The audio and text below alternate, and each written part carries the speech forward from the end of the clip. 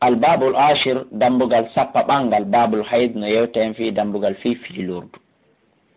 hadisa temedere e capanɗe tati e jeegaɓo. an aishata ƴettama enen min aicha radiallahu taala anha anna fatimata binti abi hubaysh wonden o sonnaje ɗo kanata o laatike tusta haado harimo jargeteno o andi yewtino fi ko wiyete jargagol ka babun feƴƴunoɗo. fa qala laha rasulullah sallam nelaɗo allah ma kanimo he inna damal haydim ɗo yetadema nani andu ƴiƴam fiilurdu konno ɗan wayi damun aswadun ko ƴiƴam ɓalejam yurafu hiɗan andire saabu ɗum ko ƴiƴam ɓaleja woni ƴiƴam fiilurdu keɗɗe keɗɗe ɓaleje yaltata e sonnajo. fa ida kana daliki si laatake ko ɗan ƴiƴam ɗon kon couleur ɗo woni yaltude fa amsiki haray ko ya accuto ko ya jogito ko ya terto ani solati juulugol ha ɗen balɗe ɗon feƴƴe. fa ida kana al akhar si laatake ko ɗama ndiyan ƴiƴam boɗejan ni ma nettejan e ko nande so tawi si ɗan ɗon ari haray andu fiilurdu ma ndu lanni haray joni ko ƴiƴam e tusta haadu ɗan non ƴiƴam jargaga ɗan ɗon ko ñaw haray fa tawadda iko ya salligo kala waɓutu wo salli juula waɓutu kala a salligoto waɓutu ɗiɗi kala a loototo longal fana alansara kala a loototo longal fana kala a salligoto alansara kala a salligoto ɗon andin addino explication mum ko feƴƴuno. rawa abu dawud an-nasa'i wa sahahu ibnu hibban wal hakim wastan karahu kono hino añi hadis on abu hatim. wa fi hadis asma binti umaysin no e hadise o sonnajo ɗo inda abi dawuda ko ƴetta abu dawuda wonde kanko sonnajo on so woni jargaɗo no warata walta jilis ko yo joɗɗo fi markanin walta kanko sonnajo on so yii fiilaye no andirta fiilaye o lanni walta tajlis ko yo jooɗo fi markanin e nder sumbuwal ndiyam ma e nder base ndiyam e nder ndiyam tun ɗo moodi. fa ida ra'at so yii safratun ko soyɗi o yii ko newyitata soyɗi ka hoore fawgal ma e ka hoore ndiyam haray faltahtasil ko yo lootano li zuhri fana wal asiri alansara gasalan wahidan lootande wootere kono salligano kala tamamuyeji ɗi e waɓatuji ɗi haray ɗum ɗo ko andintamo ƴiƴam fiilordu ndun gasi joni ko ƴiƴam ñawɗan woni ko heddi. wa taktasila ko ono noon kadi o lootano lil maghribi wal isha'i fotoro e geeƴa gasalan wahidan lootande wootere wondude salligiji ɗiɗi. wa taktasilu o lootano lil fajiri julde subaka nde gasalan wahidan lootande wootere wondude salligi goto. ayi wata tawadda o salligo fima bayna dalika kon hakkude ɗum bimana waɓutu kala. wa an hamnata binti jahshin radiallahu taala anha galat ɓe maki kuntu mi laatike ustahade hari komi jargaɗo hayda tan fiilordu kathira tan ɗuɗundu shadidatin tiiɗundu ndiyanno ƴiƴanno ara tun taƴata. fataytu nabiya mi ari kan nabaji Allah sallallahu alaihi wasallam astaftihi mi landi ɓe konno mi warrata hersa alaka dina sa a hersi ha a kippali anda no famira dina ma kan a hersoyta natugol yiide. fa gala ne laaɗo maki he sonnajo ɗum ɗo wona fiila e innama hiya rakdatun andu ɗum ko dampande mina cheytan immorde cheytan ande iblisa o ko bandi o ko saltejo o ko bonɗo o ko bonaña o maƴay o hoccu o cikko o dampa sonnajo ka nder ka reedu makko so dampi sonnajo on ka reedu makko hande kadi ɗaɓɓo dérange e ton hande kadi ko ɗum yotton o sonnajo no fiilo ƴiƴan no ara tun sans contrôle no ara tun ɗum fof ko golle iblisa ko ɗum waɗi yimɓe ɓen fof no hani duumade e salligi yimɓe ɓen fof no hani waɗugol askar surtout sonnaɓe saabu ko kamɓe cheytanuji ɗin ɓuuri e yiiɗugol ukkagol e mum. laaɗo maki fata hayyadi fiilo sittata ayamin balɗe jeegao sabata ayamin ma balɗe jeeɗi saabu ko ɗeɗo ñalaɗe ɗiɗi ko ɗiɗo konti ɗiɗi ɓuuri lollude mana ko fanda yo fiilo ɗum haalegoye balɗe jeegoo kala e lewru ma balɗe jeɗɗi e lewru kala ko yo accutu juulugol summaktasili refti lootoɗa balɗe hedditiɗen e nder lewru ndun. fa ida staqa'at so tawi woni a heeɓi yaqin a laaɓi fa salli ara juula hande kadi 24 balɗe 24 ɗen so tawi ko balɗe jeegoo ɗen ƴettuɗa aw 23 ma balɗe 23 ɗen tawi ko balɗe jeeɗi ɗen ƴettuɗa wa suumi hoora e nder ɗen ɗon balɗe hay fi ƴiƴanno arde o salli juula fa inna dalika andu ɗum ɗon yujusi uki haray yo nima. wa kadalika ko nani wa faf ali gollirta kulla shahrin kala lewru nani kanko sonnajo wiye kamata heedu nisa wona sonnaɓe editiɓen fiilorta noon. fa in ɗawiti so tawi no woni a heeɓi feere ala an to akhiri zuhra nde nettinta fana on ha alansara heewa wato ajjilil asra ha yawna aransara on summa taftasili refti lootoɗa hina tatuhirina sanga laaɓuɗa wa tusallina zuhra ɗota juula fana wal asra al ansara jami'an hawtindira summa tuakhirina al maghriba refti nettina futuro wa tuajjilina al isha yawna geeƴe ɗen seeɗa adintina geeƴe ɗen seeɗa summa taftasilina refti lootoɗa ɗon kadi fiiɗin waktuji ɗon ɗiɗi wa tajma'ina hawtindira bayna salatayni hakkude julɗe ɗen ɗiɗi bimana futuro e geeƴe sa heeɓi feere waɗugol noon re ko ɗum ɓuri laɓede fafali waɗu ɗum na wajibi yoren kono ko ɗum ɗon ɓuri laɓede on andi andina explication on ɓaawo wa taftasilina lootoɗa ma subuhi wondude e julde subaka nde wa tusallina juula donc lootande spécial ka subaka e salligi spécial qala ne laaɗo maki wa huwa ajabu wuri ko ɗum ɗo ɓuri laɓede wa huwa al ajabul amrayni ko ɗum ɗo ɓuri laɓede e fiyake ɗen ɗiɗi ilayya faade am bimana min ko ɗum ɗo mi suuɓi ne laaɗo maki ɗum rawa al-khamsatu illa nasai wa sahahu tirmidhi wa hasan al-bukhari wa an aisha radiyallahu ta'ala anha anna umma habibata binti jashin wonde no umma habiba ɓeeɗo kadi ko sonnaɓe ne laaɗogoy umma habiba ɓeeɗo shakata ɓe wullitino ila rasulillah faade ka nelaaɗo on sallah sallam addama fi ƴiƴan kono yaltude e maɓɓe fa qala nelaaɗo maaki am kusi ñiiɓu haalegoye jooɗo haalegoye accuto juulugol ngol gadrama kanat embere konko laatino taha bisuki no jogitonoma haydatu ki fiilordumano mi mana jooɗo accita juulugol e horugol embere balɗe ɗe wownoɗa fiilade ɗen laaɓa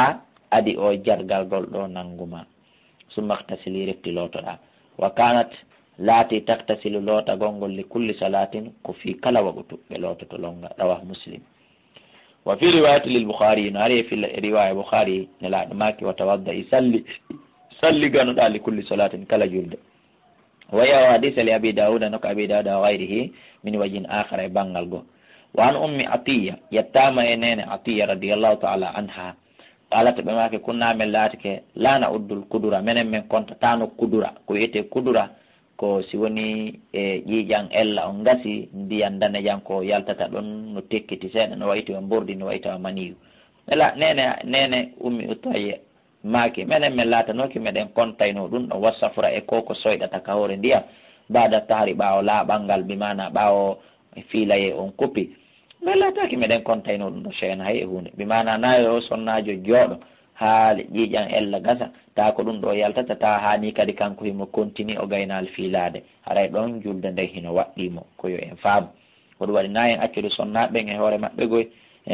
en tant que ɓe jooɗi ɓe ala julde e ɓeynude ɓe laaɓanini ɓe juulata tertoɗen ɓen tefay enen mudiɓe ɓen anditen aya qur'an ko inni kon ya ayuha alladina amanu qu anfusakum wa ahlikum nara rawa al-bukhari wa abu dawud lafzulahu wa an anas radiallahu taala anhu anna al yahuda wonde al yahuda ɓen ɓe marno gikku kamɓe mano gasa hani kano ɓe laatike ida hawdatil mar'atu hari kamɓe si sonnajo fiilike ka maɓɓe fihim hakkundeji maɓɓe ɓe mana ka maɓɓe lam yu akiluha ɓe ñamidata e makko ɓe yaridata e makko ɓe battodata e makko ɓe fijidata e makko hunde altaɓe jon noon ɓadina kan ari sahaba ɓen kadi landine laaɗo noon enen kadi ko honno warrete tawi ko en warruno alyahuda warata nelaɗo maki oyi fagala nabi sallah alih sallam nelaɗo allah maki onon e ɓeyguli mum ni sihiɓe fiilade isna'u kulla cheyin waɗide kala piiji ɗin fije jale ñamide yaride ƴawride jippode walode nokku gotum fijide illandi ka si wona ko wiyete kon tun dewgal ngal ko ɗum no toon watabi mana rendi on kotti ko fof no dagui en faami ka modi en yetti allah rawahu muslim wala aisha ƴettama nene mi aicha radiallahu taala anha qalat ɓe maki he min on kana rasulullah laati kene laaɗo sallah sallama moodi am yamuruni hiɓe yamiray noolam fa attaziru mi ɓisa farta e an mi mana mi haɓɓa mi ɓisa lince e am moƴƴa fa yubashiruni ɓe mawlalam ɓanndu ndum ɓe fijiralan wa ana ha e ɗum tami ɗo fiili o andi hersa ala kadina ka saabu ko nela nene aicha ko ɓe feƴƴindinta e nelaɗo ko ɗum ɓe sifani en ɗum kono si ɓe joodike ɓe fanki ɓe sifanaken ko ɓe feƴƴindin e nelaɗo fi enen kadi ko wawi feƴƴindinde e ɓeyguli men ni haray woni jam faka haray laaɓa reedu wonali donc be ɗum kadi si enen kadi sen hewti hadis on labudda be feŋñine muttafaqun alayh wa an ibne abbas radiallahu taala anhuma an rasulillahi ko ƴettani laɗa ɗum sallah sallama fi lladi fi oɗo yaati imra'atahu arɗo yiidi e ɓeygu mum wahiyata e ɓeygu mum ha e ɗum no fiili goɗɗo sahabajo goo arno rendi e ɓeygu mum ɓeygu makko no yiide ƴiƴan ella andi ɗum na hunde waɗetende ko hunde kanude noon mbal ko hunde harmunde noon nelaɗo yamirimo hon ɗum kon ɗum sanction makko on amandu on qala nelaɗo maki yatasaddaka bi dinarin ko yo ittu sadaka dinar goto aw bi nisfi dinari ma feccere dinar rawal khamsata wa sahawul hakim wa ibnul qattana wa rajjaha ɓe jeccini gayrahuma ko hiname kamɓe ɗiɗo wako faw darnugol mum ko fi on waɗi ɓe jekkinali ɓe inni yo ittu sadaka dinar goto ma feccere dinar ko fi on waɗi siko konnguli ɗiɗi ari jomiraɓe gande ɓe hino naati ɗon kadi yanni moƴƴa ɓe inni en ko waɗi si inna ko dinar ma ko feccere dinar ɓe mana aray ɗum no holli woni ko fiɓay mo yiidi e ɓeygu mum ɓeygu makko no yiide ella haray o waɗi ella kanko kadi kono haray ɓe mana hunde amandude ko ittatama kaffara ko waɗata ala hunde haray waɗɗaki mo haray ko tuubu biye istighfar woni ko waɗɗimo o si tawino haray no woduno kaffara waɗɗiɗomo tout juste nelaɗo kon ɗon makaynoɓe makata no ɗumɗama ɗumɗa woɓɓe goo wi'i ko ɗum ɗo waɗi si nelaɗo maki ɗumɗama ɗumɗa woɓɓe goo wi'i ko waɗi si nelaɗo maki ɗumɗama ɗumɗa ko sertugol si goɗɗo rendi e sonnajo muɗum on ka fuɗɗode yi'ugol ella haray ɗon ko dinar timmuɗo ittata sadaka ko ɗum ɗon sanction makko si tawino woni kaka sakkitorde yi'ugol ella on mbimana neeɓi ka fuɗɗi yiide ella ko ɗon o haray ɗon ko feccere dinar ko fen wi'ira ɗa ko dinar ɗa ko feccere dinar ko par ce que kaw fuɗɗi to yiwde ƴiƴan ella on pet ɗon gorkon ko angal muññaare aray o yanire ɓeygu makko saabu awlegoye neɓali kaɓe wayri rendigo koye ɗe balɗe ɗo ƴiƴan ɗan fuɗɗi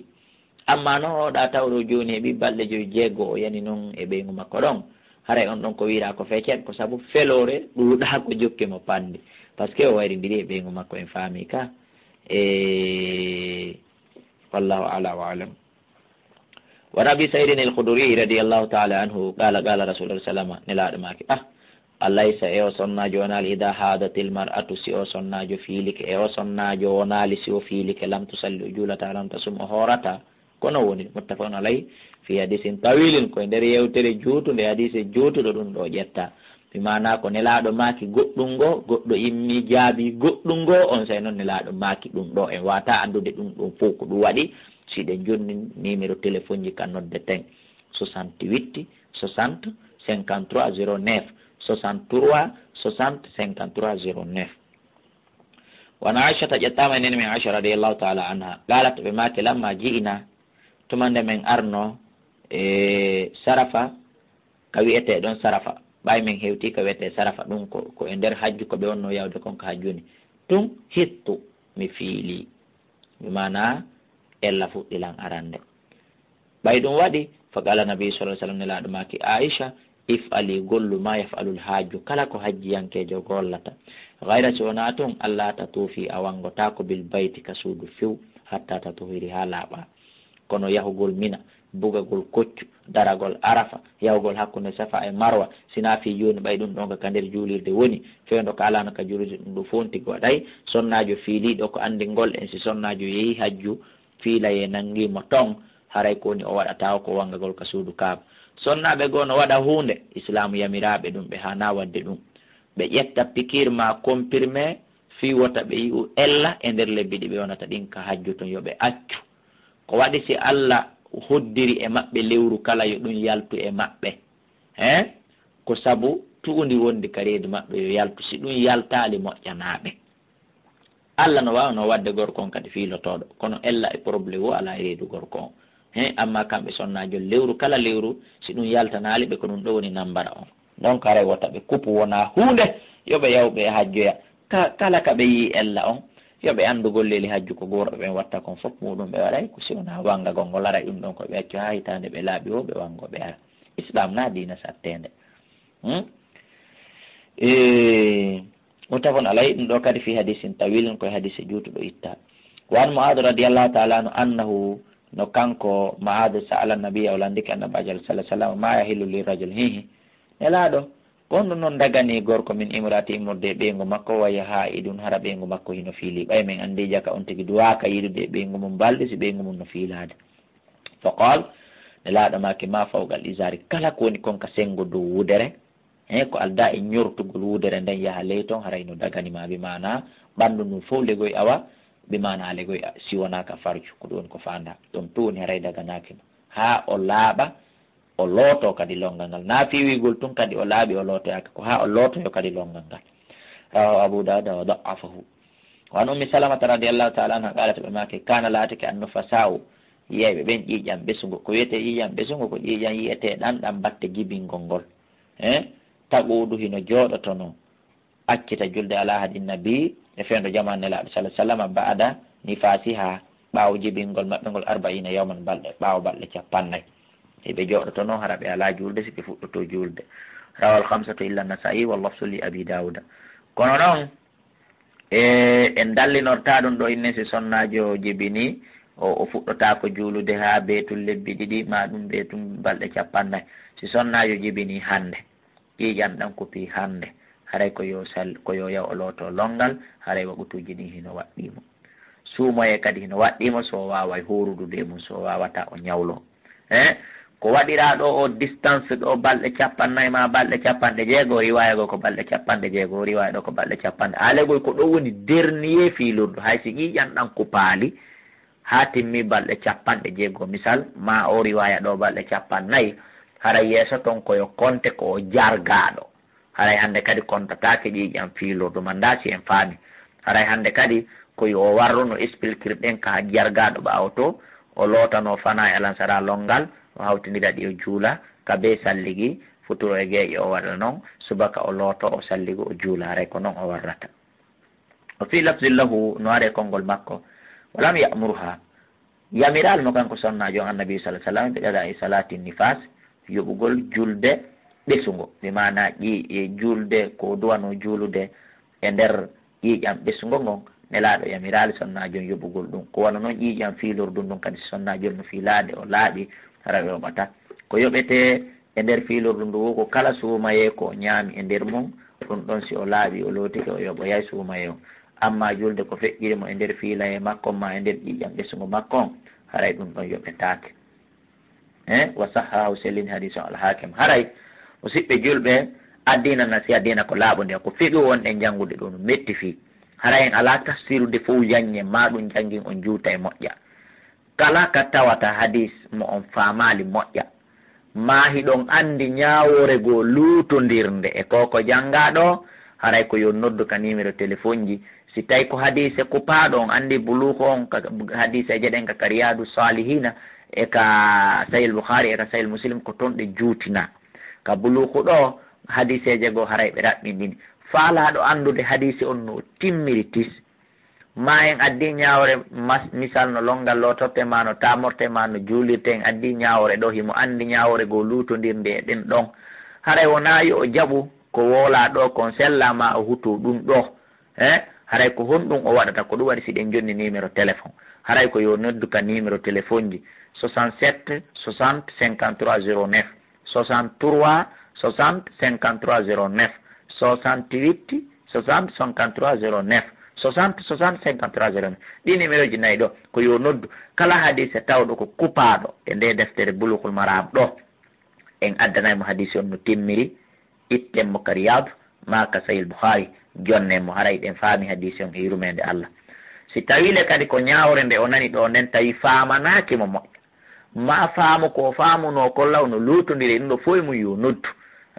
haray e riwayaji ɗin hino ɗuuɗi ha feƴƴiti kono noon haray yo en anndu dey hadiseje waɗaɗe ɗen ka Bulughul Maram ɗo fayda ko ɓuri laɓede kon kala ñawore nde nanɗa ɗo haray ko ya hawkunde joginoɗa nden ƴetta ɗo saabu haray ko hadiseje nendije tun ko ɓuri kon ɓe waɗi kala hadiseje lowɗo seeɗa haray ɓe yewtimo nder ton haray ɓe ɓangini ko luyi kon haray ɓe andi kadi kon no waɗi si o luyi fiqi on hino metti fi fiqi on kadi hino yaaji o jangge men ɗo tu yonanta en haray ko ɓe fonten deftere nden ɓeydi ten saabu so tawino ni ko yo en jooɗu num fiino ɗen no mi woni warrude noon ka majlis ji